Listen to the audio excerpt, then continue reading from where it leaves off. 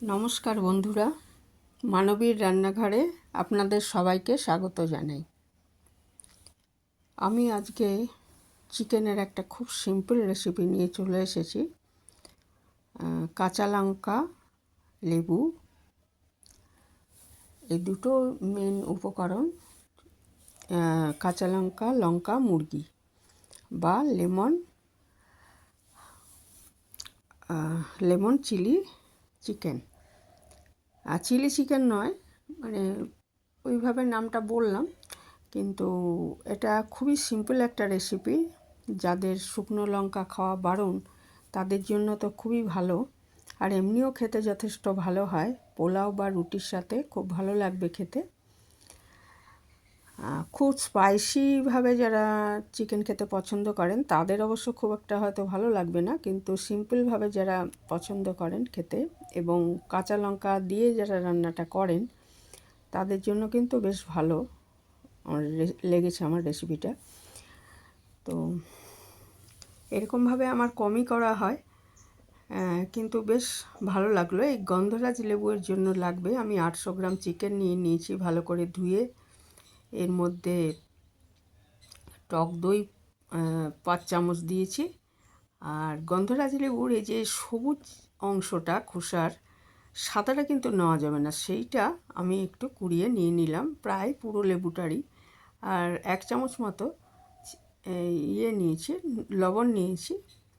আর লবণটা বুঝে নিতে হবে, দরকার লাগলে পরে আমি আবার হয়তো আরেকটু মেশাবো, কিন্তু বেশি হয়ে গেলে এই রেসিপিটা ভালো লাগবে না।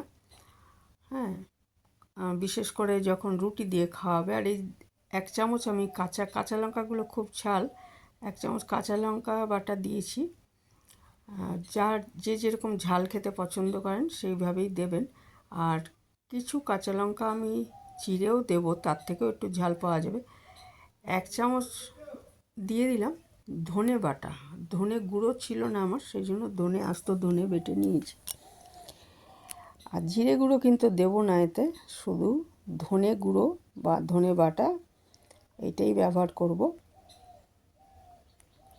আর এটা আমি মাখিয়ে মিনিট 20 রেখে দেবো।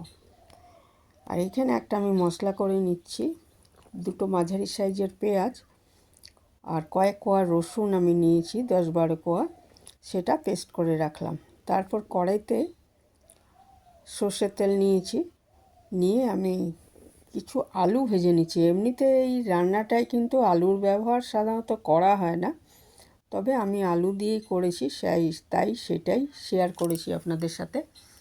এটা আলু ছাড়াও করতে পারেন। আর হলুদ কিন্তু এটায় সাধারণত ব্যবহার করা হয় না, ওই জন্য আমি হলুদটা ব্যবহার করিনি।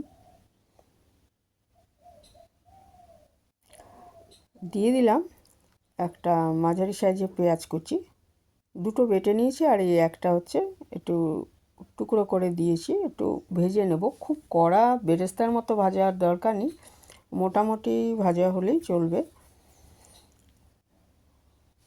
রান্নাটা যেমন সিম্পল, মশলার ব্যবহার কম, আর কাঁচা লঙ্কা দিয়ে রান্নাটা হবে। গন্ধরাজ লেবুর গন্ধটা এর একটা বিশেষত্ব, তবে আমি গন্ধরাজ চিকেন রেসিপিও দেখিয়েছি, তার থেকে কিন্তু এই রেসিপিটা একদমই আলাদা, ওটাও খুব ভালো হয় খেতে। আর এরপরে আমি চিকেনগুলো দিয়ে দিয়েছি, যে মাখিয়ে রেখেছিলাম, ম্যারিনেট করে রেখেছিলাম, সেই চিকেনগুলো দিয়ে কষিয়ে নেব ভালো করে।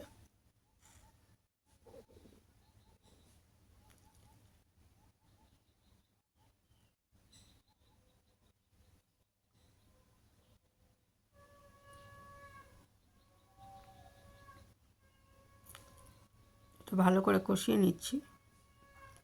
দিয়ে দিলাম রসুন আর পেঁয়াজ যে পেস্ট করে রেখেছিলাম সেটা দিয়ে দিলাম এর মধ্যে, নিয়ে আবারও ভালো মতো কষাতে থাকবো, যাতে চিকেনের কাঁচা গন্ধ এবং মশলার কাঁচা গন্ধ চলে যায়, সেইভাবে আমি এটা কষিয়ে নেব। দিয়ে দিচ্ছি খুব সামান্য মিষ্টি।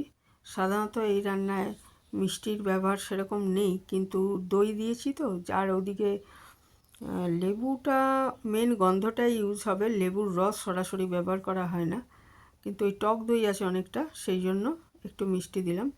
ইচ্ছে করলে ওটা স্কিপ করতে পারেন। 3-4টে কাঁচা লঙ্কা চিড়ে দিয়ে দিয়েছি। এরপরে ভাজা আলুগুলো এর মধ্যে দিয়ে দিচ্ছি, দিয়ে কষিয়ে নিচ্ছি ভালো করে। অনেকটাই জল ছেড়ে গেছে, যেহেতু পেঁয়াজের থেকেও জল ছেড়েছে, চিকেন থেকেও জল ছেড়েছে, আর দই রয়েছে। দিয়ে দিলাম কয়েকটা গন্ধরাজ লেবুর পাতা। আমার গাছ আছে তাই দিলাম, যাদের গাছ নেই তারা ওই শুধু গন্ধরাজ লেবুর টুকরোই দেবেন, 3-4 টুকরো।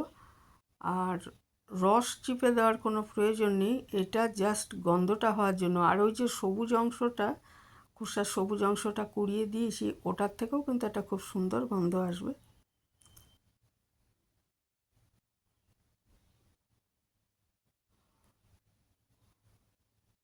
এবার পরিমাণ মতো জল দিয়ে দিচ্ছি। রান্নাটা খুব একটা ঝোল হয় না, একটু মাখামাখাই হয়। দিয়ে আমি ঢেকে রান্না করে নিচ্ছি একটু। ঢাকলে কি হবে, ওই লেবু পাতা এবং গন্ধটা এর মধ্যে চলে যাবে, আর সেদ্ধ তাড়াতাড়ি হয়ে যাবে।